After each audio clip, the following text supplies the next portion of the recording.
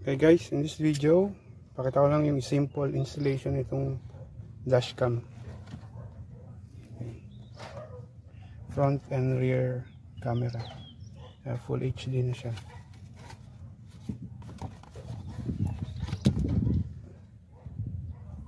Ito yung mga features. So ito yung mga laman niya, yung rear camera. Tapos yung main camera nandito.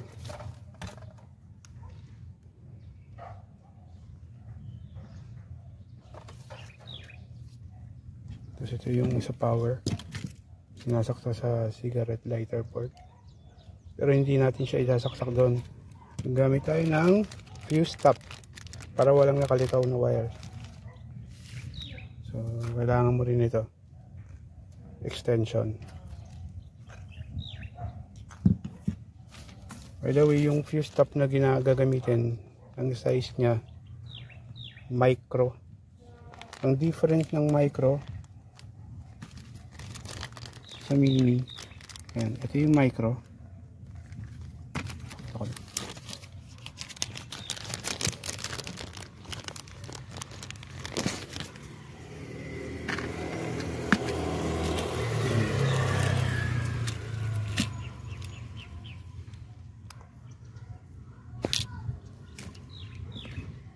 Yan po. Ito yung mini, ito yung micro fuse. Mas maiksi.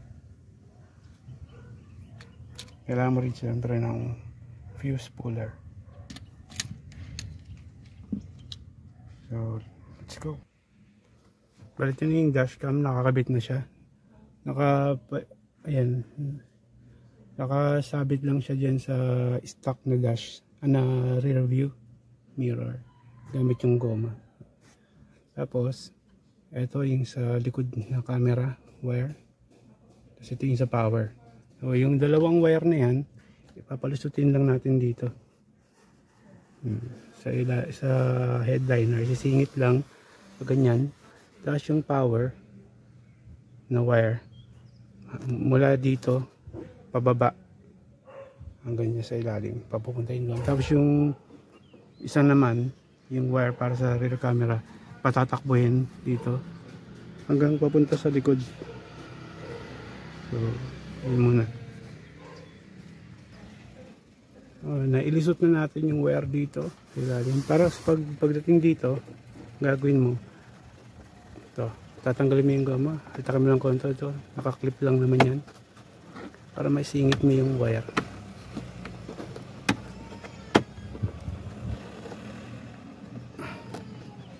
Yan.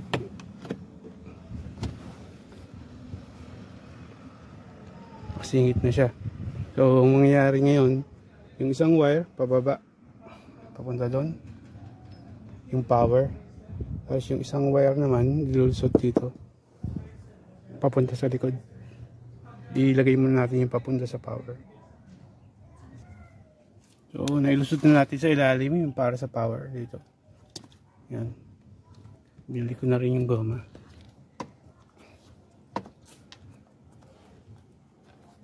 Tulak lang naman yan. Tapos bubukas na tayo hanggang sa likod para doon ito sa wire ng back camera. So nailusot ko na siya rito. Ang gagawin natin, tutuloy-tuloy na natin siya hanggang doon, para dadaan din ulit dito hanggang doon sa likod. Papansin nyo, hinalta ko lang yung goma pababa. Tapos pagka binalikan, tinutulak lang naman yan.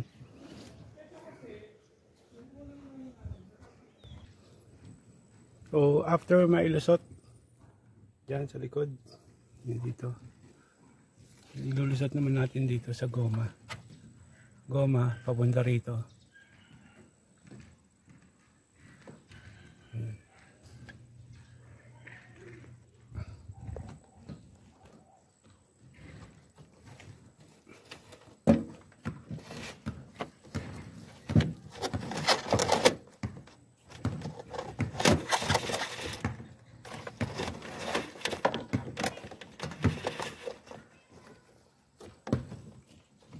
Ilulusot natin mula dito papunta rito.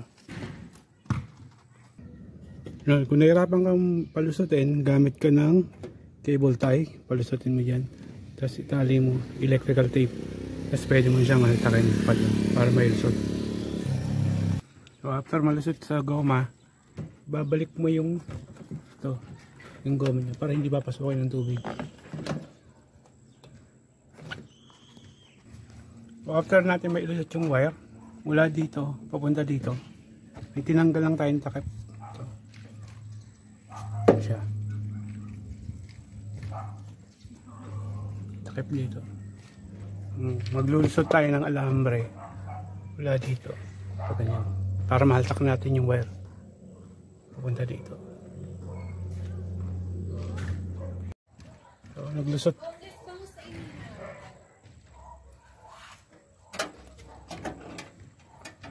Naglusot tayo ng alambre dito. Kasi dito maluwag. Haltakin natin. Yan, haltakin natin. Mula dito hanggang dyan. Itong wire.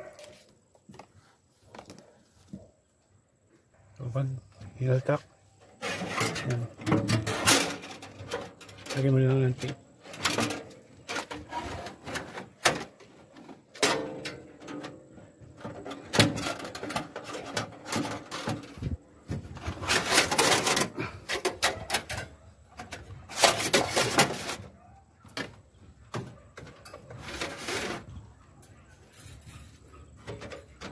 So, andito na siya.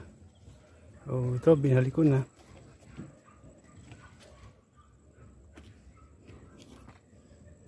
Ito, pag ganito lang siya.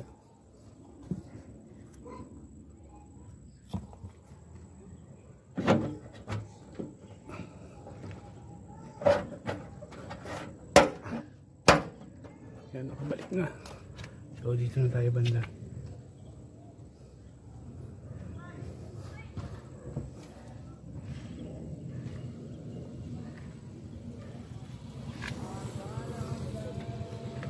Yung wire ng camera, dito natin papadaanin sa plate light.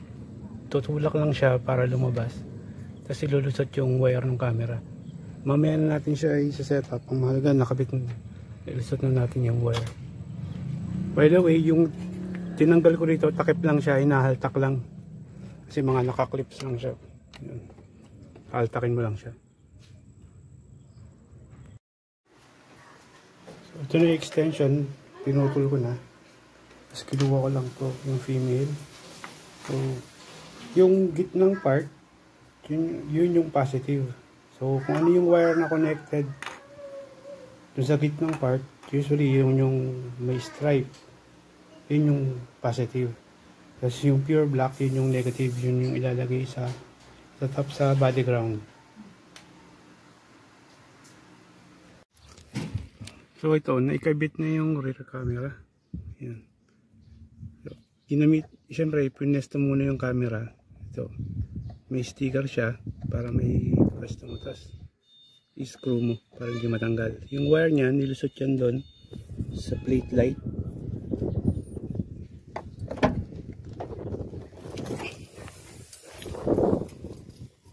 Yan. Para may pasok mo yung wire. Pipindutin mo lang yan, tapos para may tulak.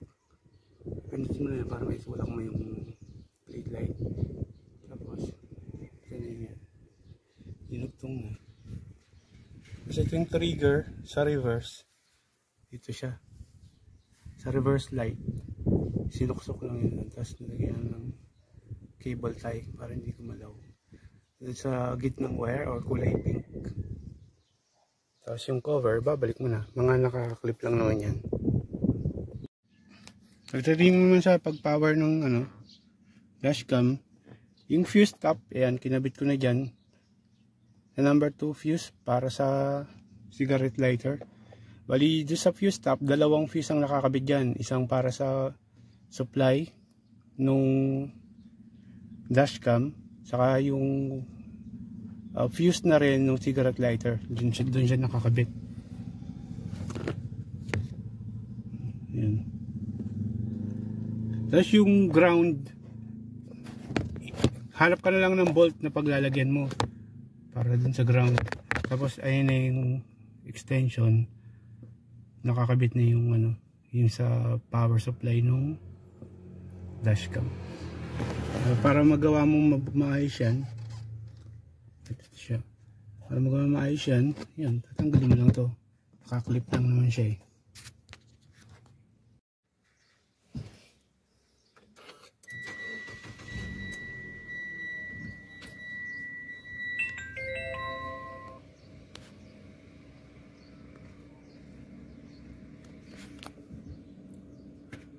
Magana yung rear cam.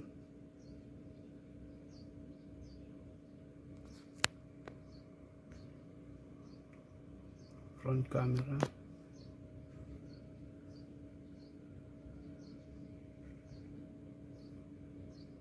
Yan hati. Front.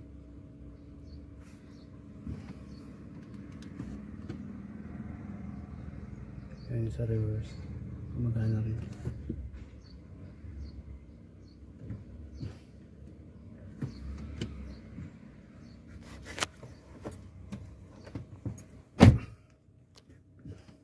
Okay na.